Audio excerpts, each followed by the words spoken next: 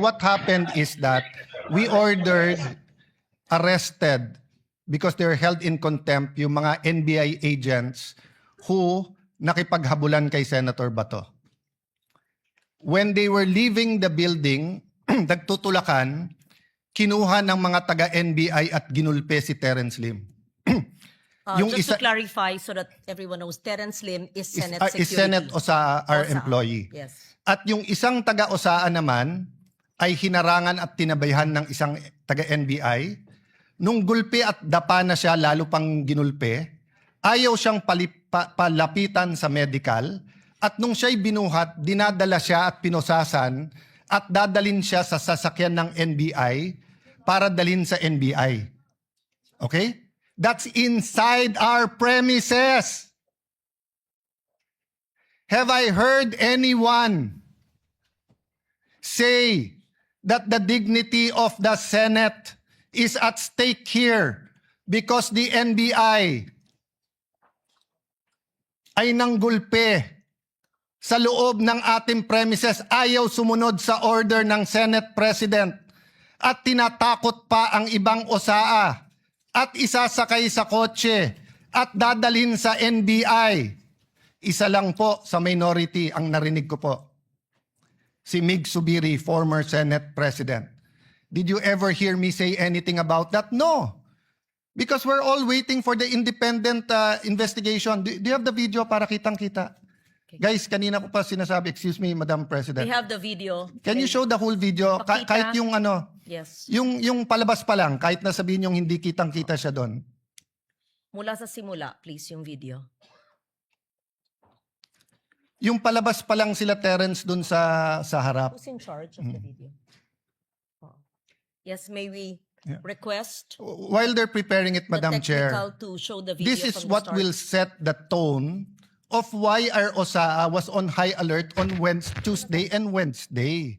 And that is why they were wearing vests, and that is why they had to have weapons. Because the NBI was treating the Senate like a palengke. Oh, ayan, is that it?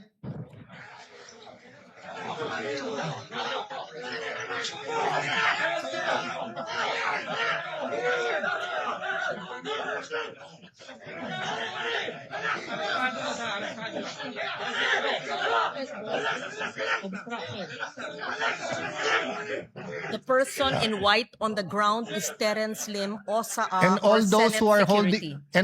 holding them back are NBI. Yung NBI pa ang pumipigil. Ang pulis nakatingin lang. Yeah, continue the video.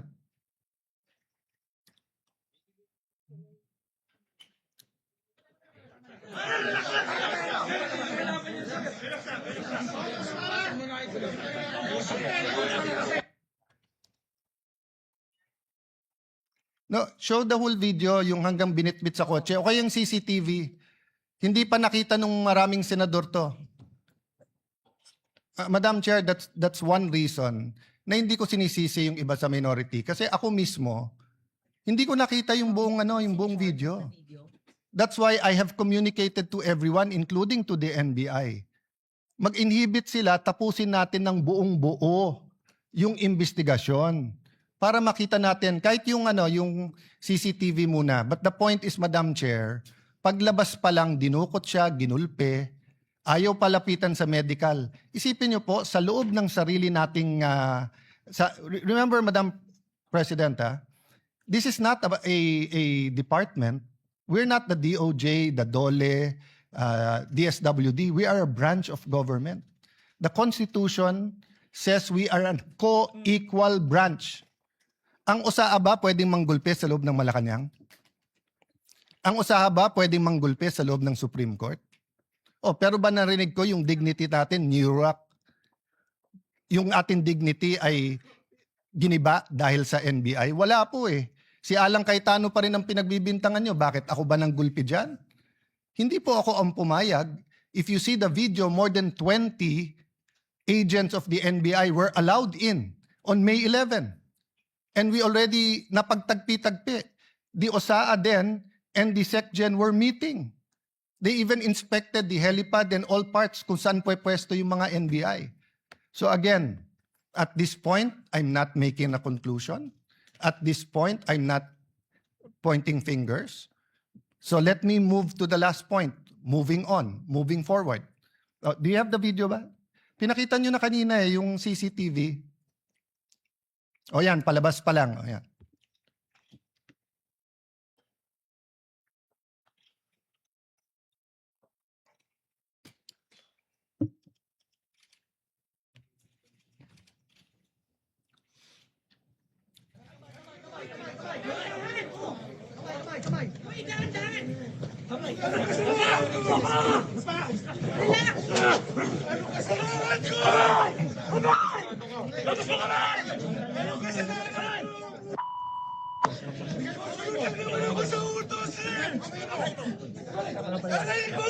Ilabas mo kamay mo!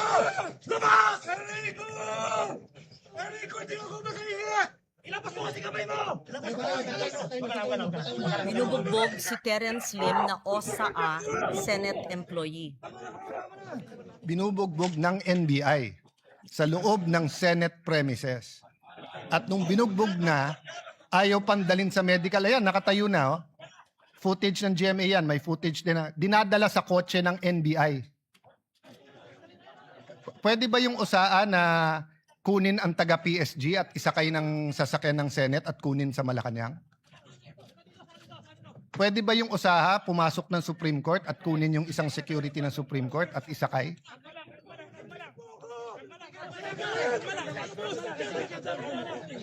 Yan, pinusasan, isasakay sa sasakyan ng NBI.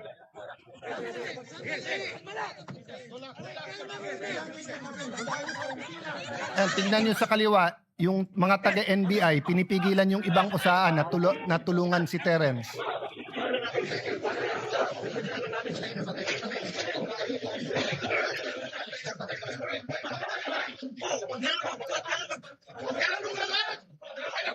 Pinagtulungan ang isang Senate Security OSA Terence Lim ng mga taong allegedly, I'm not sure who they are, within Senate premises na nambugbog. Ang punot dulo nito ay hindi tayo sigurado kung ano ang kanilang gustong gawin.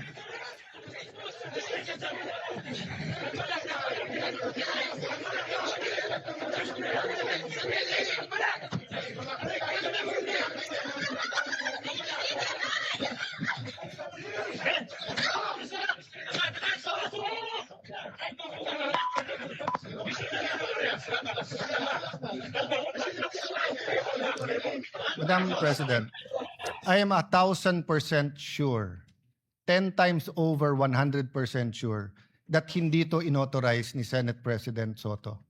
In fact, when this happened, ako na ang Senate President. So I'm also 1,000% sure na hindi ko to inauthorize. And if you look at our rules and the Constitution, we have jurisdiction over our premises. So, dun sa nagsasabing hindi inatake ang Senado, sige, nagpipigil na nga ako, hindi na nga ako nagsasalita eh. Pero nakita nyo nangyari yan. So ano yung context ng CONAS? I don't take it against Senator Soto, Senator Lacson, Senator Bam Aquino, Senator Kiko. They were not senators from 2022 to 2025. When Senator Mig Subiri and the rest of the group had to deal with the PI issue. Okay, that's in the past. So moving na. Okay. So I think lahat naman po tayo na ilabas na natin ang ating mga opinion. And I'm not stopping anyone from talking. It's a holiday on Wednesday. It's a day that Muslim Filipinos will be celebrating. Dapat makiisa po tayo sa paniniwala ng bawat isa out of respect, not sa same paniniwala.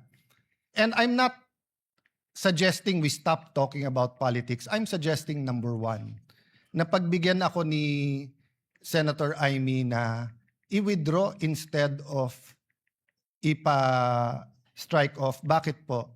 Nakalagay kasi sa rules natin, any statement, and I paraphrasing, no, that offends a senator or the institution. No, so theoretically, may sabihin lang aking kaibigan Senator Migs, even if it's correct o hindi. It's the reason for this rule. What rule is that? That's yeah. No senator under any circumstance shall use offensive or improper language against another senator or against any public institution.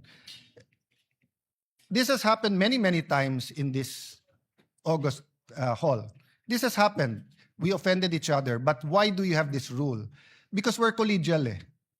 The reality is we have to go home tonight upset at each other, but we have to go back tomorrow and work. Yun yung spirit nung sinabi ni Senator Pia na nangamusta ba?